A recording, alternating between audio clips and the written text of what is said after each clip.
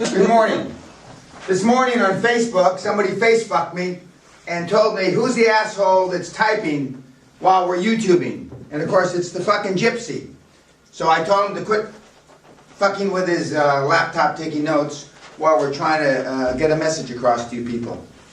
The first day was interesting like always. It was always interesting for me to hear the comments from you people last night at dinner. And I woke up at 3 o'clock this morning. And I can always sleep. And I was thinking about each one of you. And it's going to be, you know, like Atlas Shrugged, the movie, where he's trying to push the fucking globe up on his shoulders. That's how it's going to be me getting you across the goal line. It's going to be a tough motherfucker. But it's always never easy. It's only easier. But I got up at 3 and my wife said, "Are you all right?" I said, "Yeah, I'm thinking about the doofuses. Because we all have different personalities. I had my first meeting last night with Theodore, and we'll have our own private time. Actually, we're going to film one of the private times, not the private time, but the beginning of the private time, so they can see what my office looks like, etc. But it's always a challenge, because notwithstanding some of you are better prepared than others, nobody's really prepared. Even from the fatherland. As I said to you last night when we were having drinks, I know more about you guys than you know about me. I've Google fucked you, link fucked you, tweet fucked you, and I either know you by what you write in your tweets or what you don't write in your tweets, whether you're linked fucked or you're not linked in, etc., etc. I've had my staff put a file together on everybody in this room. Yeah, okay, thank you. And James is maybe not the smartest guy in the room, but he fucking listens. I watched myself last night on YouTube. So I was late to getting for drinks before dinner. I cried. Because I know how fucking hard it is to get where I got.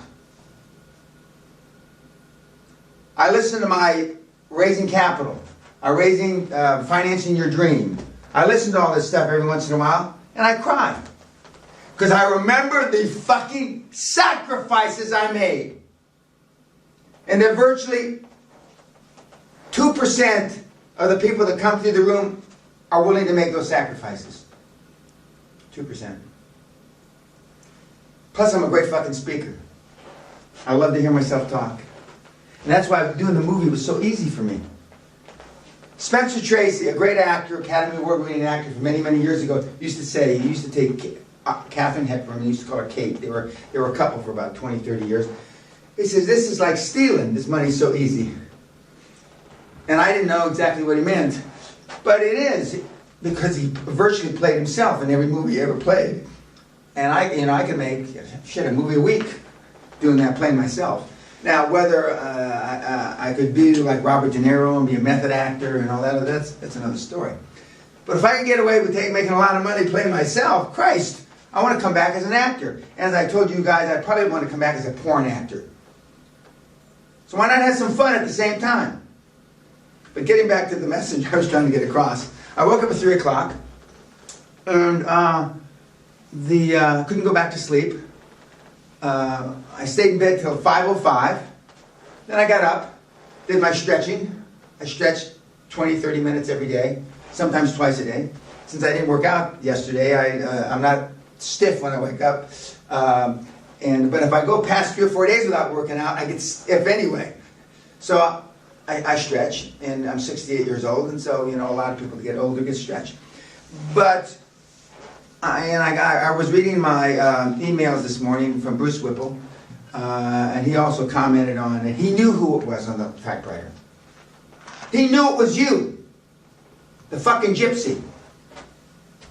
He says, tell the Roma to stop typing.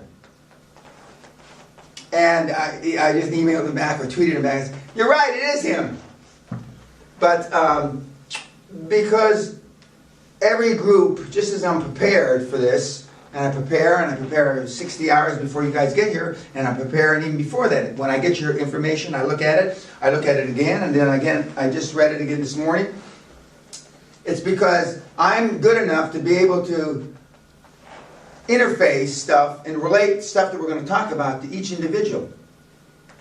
You know, from the chocolate maker to, you know, the actor, TV personality, to James, the internet scum, to the wannabe from the fatherland that took 55 years to get here. So every time I look at one of the slides, like we're going to start now, we're on creating your personal foundation, and now we're talking about the focus on the ends, not the means, because the ends justify the means. Now I'm not talking about murder, I'm not talking about rape, I'm not talking about things that are immoral. But for you, some of the things you'll think are immoral. Like you made a comment yesterday, I wasn't shocked. When I said, Harry Truman and I say, well, you think that you're in hell, but I only make it sound like you're going to hell, or something like that. And I said, just imagine all the pressure President Truman had after Franklin Delano Roosevelt died. He had to make a decision to bomb Hiroshima and Nagasaki. And when he was asked, what's going to be the body count, he asked. And they said to him, as legend has it, we don't know, Mr. President. Well, why don't the fuck you know? Because he swore a lot. Why don't the fuck you know? Because it's going to disintegrate most of the people. We can't count the fucking bodies. And he said, holy hell. I don't know if he said holy hell, but he said something like that. And then he said, how many people do you think we're going to die? Depending on how many people are up or in shelter, because they know we're coming, between 60 and 150,000.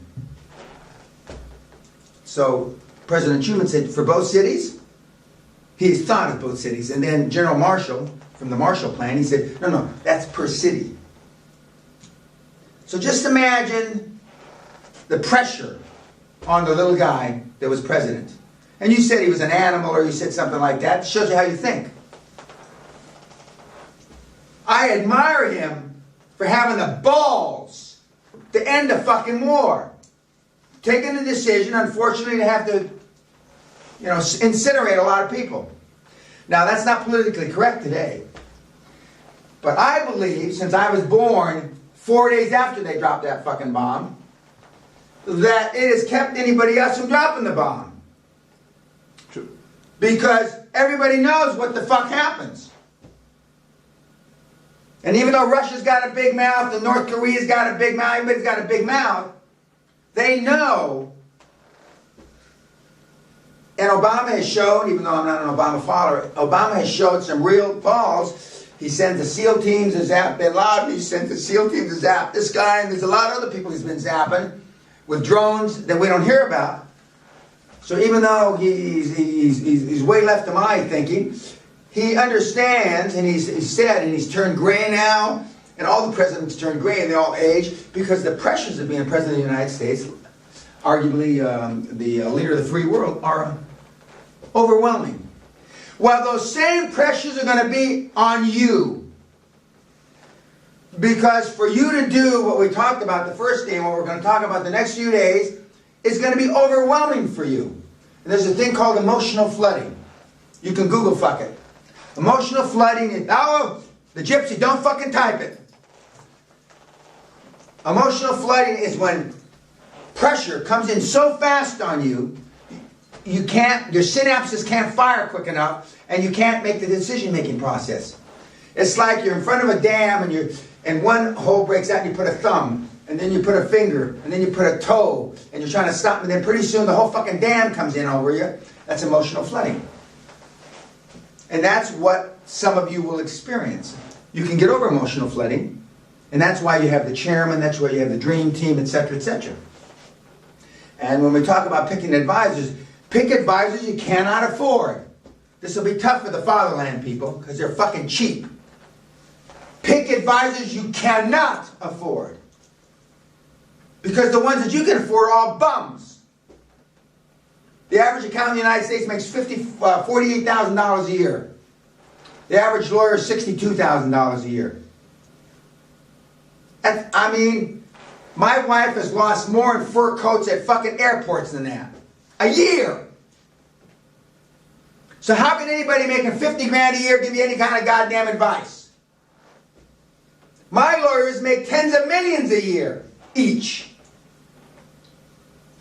And you wonder why you do doofus things. Remember the law firm I showed you yesterday? Doofus and Associates from Pennsylvania? That's a real law firm. I Google fucked it again. And Mr. Doofus is now, he's an old doofus now, because that picture's about 15, 18 years old. He must not have heard about the seminar, because I make fun of, the doofus test is whether, I do business with you. Are you going to go to traffic? Are you going to meet me on Valentine's Day? Are you going to meet me on your anniversary, etc., etc.? So I've been up since 3 o'clock in the morning thinking, how can I relate to the two fatherland, kind of quasi-fatherlanders, okay? A gypsy Roma, an Australian that's a wannabe American, but it's got a great voice, and a TV personality that's already had quite a bit of success. And so as we go through the slides, a couple hundred slides or 300 slides that we'll go through today, PowerPoint, I will be able to relate, and I look through your material again, and I made a comment yesterday. The people that are most successful start making changes in their life while they're here.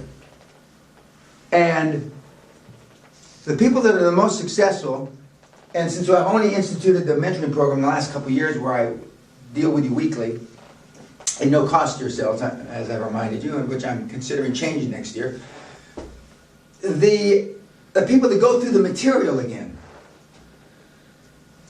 Now I have almost a photographic memory, and if I go through the material 4 or 5 times, what does that mean you should be doing?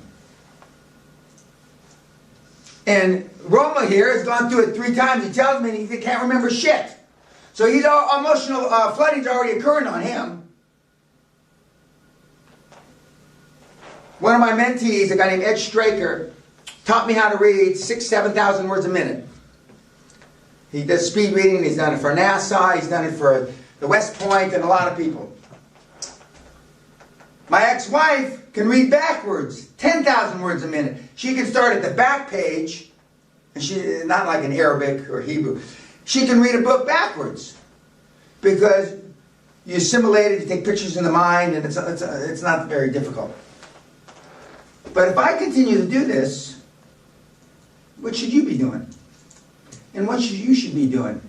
And when we talk again later today, we'll discuss in more specifics. But I thank you very much for the tweets. Thank you very much for the Google fucks. Thank you for the LinkedIns, etc., etc. We'll talk to you guys later.